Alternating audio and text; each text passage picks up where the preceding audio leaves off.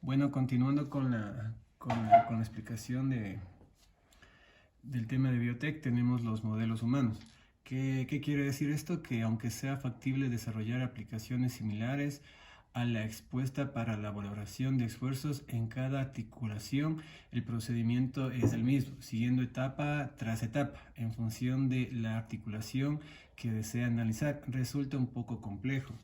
En primer lugar, debemos adoptar el modelo humano, en el que se determine el número de segmentos con lo que se compone, la localización, el centro de gravedad, el peso, la caída y el segmento. A este conjunto de datos se denomina parámetros inerciales del modelo humano.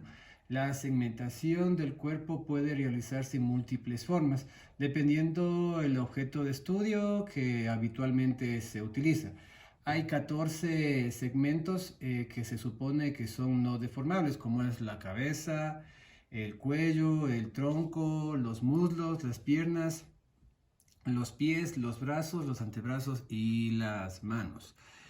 Como podemos observar en la siguiente lámina, tenemos justamente los 14 puntos del modelo humano, como son el cabeza más el cuello, el codo, la muñeca, el tórax, la pelvis, la cadera, el muslo, la rodilla, la pantorrilla, el tobillo, el pie, el antebrazo y el brazo y la mano. ¿Qué son los parámetros inerciales? El estudio del peso y la posición del centro de la gravedad de cada uno de los segmentos corporales se ha ido abordando mediante técnicas experimentales, ya que dependen de la cantidad de materia que tienen los segmentos de su distribución espacial, algo que es individual y particular de cada persona. Aunque algunos autores han tratado de obtener parámetros inerciales individualmente, por ejemplo, Wister en 1963, Haval en el 64, Jensen en el 78, Hetze en 1980 y Jadon en 1990, los procedimientos para obtenerlos resultan poco precisos y muy costosos. Para ello, lo más habitual es expresar el peso de cada segmento como un porcentaje del peso total del individuo. Estos diversos modelos de estilo son más habitualmente empleando su procedencia de estudio.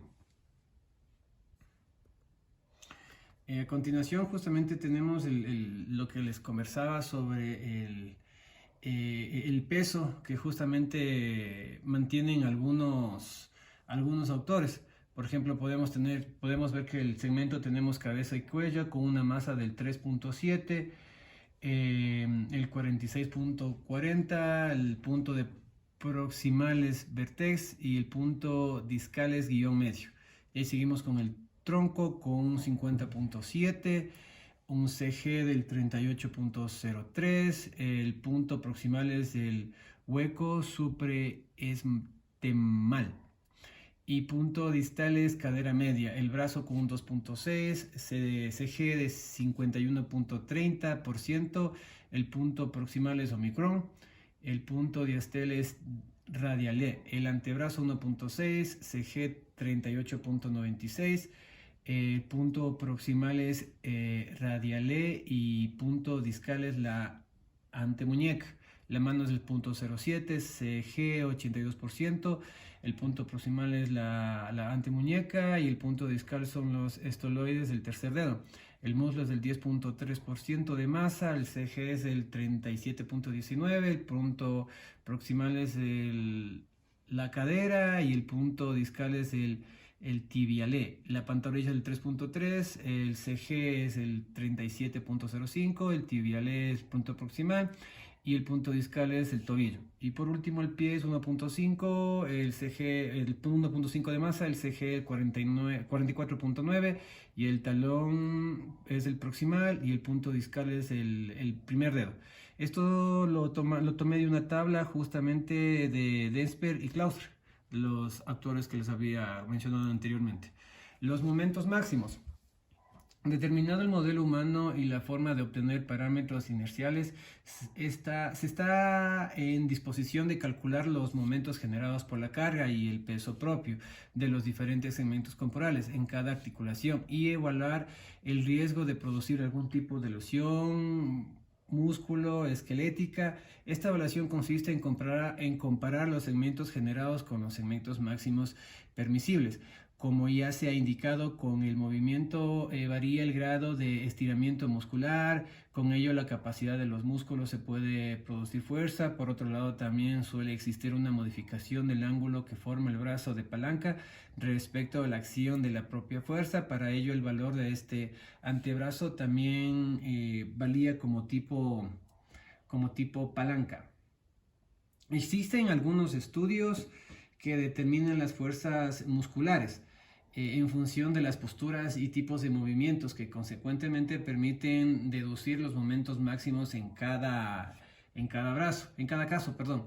En esencia, y para evitar cualquier tipo de lesión, cuando alguien intenta tirar o empujar o levantar una carga con el máximo esfuerzo, y los momentos generados por eso implica una carga y el propio peso deberían ser de menor o igual magnitud que los momentos que son capaces de generar los músculos implicando el movimiento. A continuación tenemos justamente la fórmula donde que CG es mayor o igual a MJ dividido para L mayor o igual a SJ.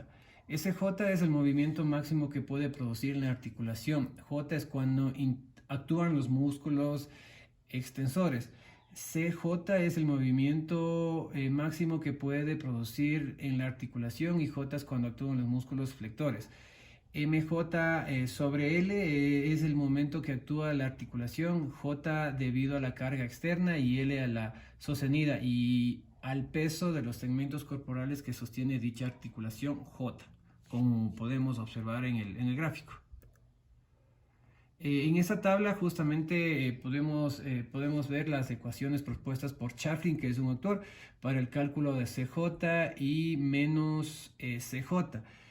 Tenemos el esfuerzo, la articulación, el ajuste por sexo y el coeficiente de variación. El procedimiento del cálculo. En el procedimiento del cálculo mantenemos una fórmula que C es igual al porcentaje de 336.29 más el 1.5 menos el 0.0085 elevado al cuadrado y menos el 0.5. Ahora, indicándoles que junto al correspondiente a G, que tratándose de un hombre que tomará un valor de 0.1924 a la tabla que vimos anteriormente, considerando un ángulo de 90 y un ángulo de 0 grados, que se obtiene que C es igual a 78.nm.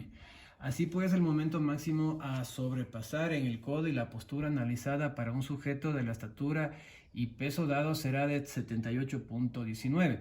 Sin embargo, no todos los individuos de la misma complexión compartirían el mismo límite y el valor calculado es el CE medio, es decir, el límite máximo para el 50% de individuos de dichas características. Suponiendo el dicho límite se distribuye según una distribución normal. El CE calculado varía la media de dicha distribución para estimar la desviación típica. El CD se multiplica por el coeficiente de variación y la última columna de la tabla 3.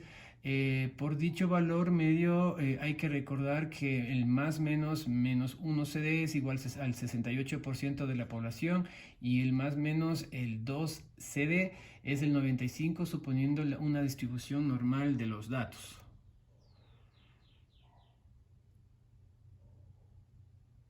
Aquí podemos observar mediante un cuadro que tomamos de lo establecido que la repetitividad es el esfuerzo estático, la duración puede ser menor o igual a 1 hora o mayor o igual a 1 hora. El esfuerzo estático es el 5% y el 2%.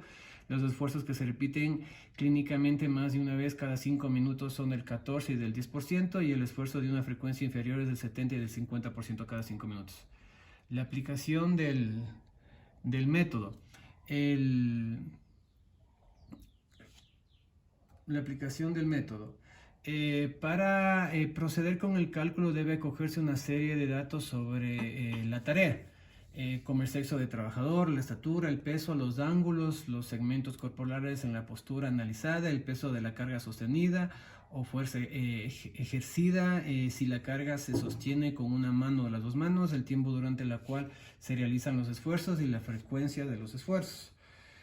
Además, si usted desea calcular la posibilidad de deslizamiento del trabajador por la postura adoptada y la carga sostenida, esto se deberá conocerse en el coeficiente de rozamiento entre el calzado y el suelo. A partir de estos datos, el software calculará la tensión y los momentos generados en cada articulación y los comparará con los máximos permisibles en dicha postura, obteniendo modelos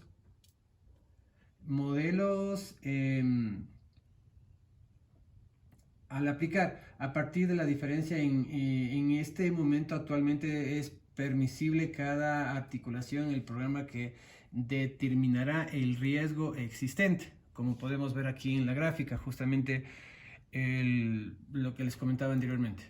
Y por último tenemos la simplificación asumida y las limitaciones del método. Tenemos que todos los segmentos corporales son rígidos, sin cambios en su masa, densidad o forma en la función de la postura. Los centros de las masas son segmentos que no cambian de posición relativa a los externos proximales ni distal del segmento. El radio de giro de cada segmento no cambia durante el movimiento. El punto de la aplicación de la carga está situado en el centro de la palma de la mano. La carga no genera momentos en el cuerpo. Ninguna parte del cuerpo está apoyada. El operario se sostiene únicamente mediante los pies sobre el suelo. Si la carga es sobrepasada por una sola mano, se considera que el brazo no actúa en el levantamiento, adopta la misma postura que ejerce la fuerza. Eso es todo. Muchas gracias.